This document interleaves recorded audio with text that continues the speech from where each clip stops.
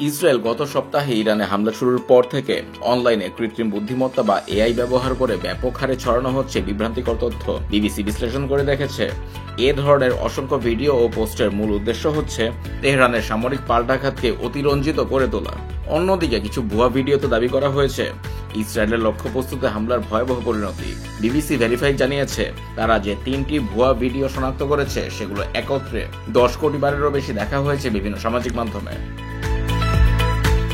এদিকে ইসরায়েলপন্থী অ্যাকাউন্টগুলো অনলাইনে বিভ্রান্তিকর তথ্য ছড়িয়েছে। পুরনো প্রতিবাদ, বিক্ষোভের ভিডিও নতুন করে শেয়ার করে দাবি করা হয়েছে ইরানের জনগণ এখন সরকারের বিরুদ্ধে অবস্থান নিচ্ছে এবং ইসরায়েলের সামরিক অভিযানকে সমর্থন করছে।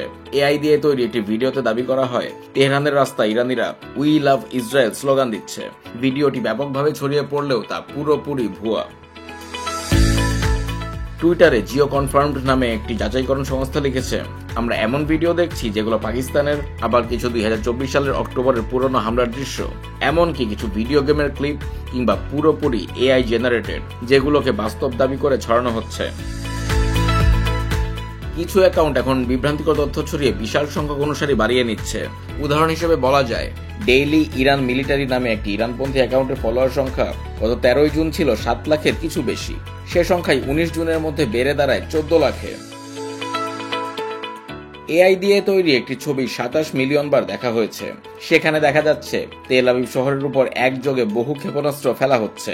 আরেকটি ভিডিওতে রাতের আধারে ইসরায়েলের একটি ভবনে ক্ষেপণাস্ত্র হামলার দৃশ্য দেখা যায়।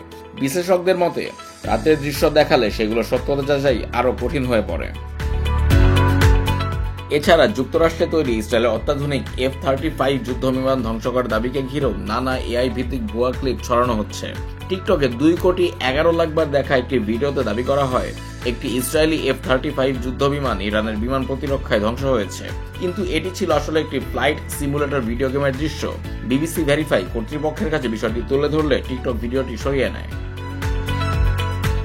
এক ভাইরাল পোস্টে দাবি করা হয় ইরানের মরুভূমিতে একটি যুদ্ধ বিমান ভূপাতিত হয়েছে, কিন্তু ভিডিওটি বিশ্লেষণ করে দেখা যায় সেখানে স্পষ্ট এআই সম্পাদনার চিহ্ন রয়ে গেছে। যেমন, জেট বিমানের আশপাশে সাধারণ মানুষ ও যানবাহনের আকার ছিল প্রায় একই এবং বালিতে কোনো ধ্বংসের চিহ্নও দেখা যায়নি। চলমান এআই চালিত তথ্যযুদ্ধ এবং ভুয়া ভিডিও ছড়াছড়িতে এবার জড়িয়েছে রাষ্ট্রীয় মাধ্যম ও প্রযুক্তি প্রতিষ্ঠানগুলো।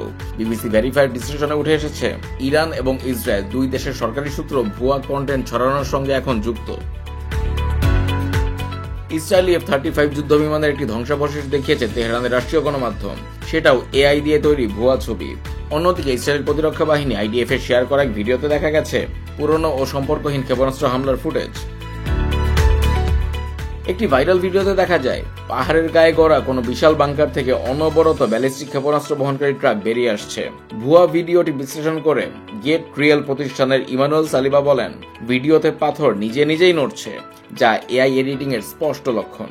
বিশ্লেষকরা বলছেন, এসব ভিডিও ছড়ানোর পেছনে অনেক সময় কোনো রাষ্ট্রীয় বা সাংগঠনিক উদ্দেশ্য না থাকলেও সাধারণ ব্যবহারকারীরাই রাজনৈতিক পক্ষপাত বা আবেগতাড়িত হয়ে এগুলো শেয়ার করছে। নটরডেম বিশ্ববিদ্যালয়ের গবেষক ম্যাথিউ ফাচিয়ানি বলেন, রাজনীতি বা যুদ্ধ নিয়ে মানুষ যখন দ্বিমুখী মতবিভাজনের মধ্যে পড়ে তখন তারা এমন কন্টেন্টই শেয়ার করতে চায় যা তাদের রাজনৈতিক অবস্থানকে সমর্থন করে। তার উপর আবেগপ্রবণ বা অতিরঞ্জিত কন্টেন্টই সাধারণত অনলাইনে দ্রুত ছড়ায়।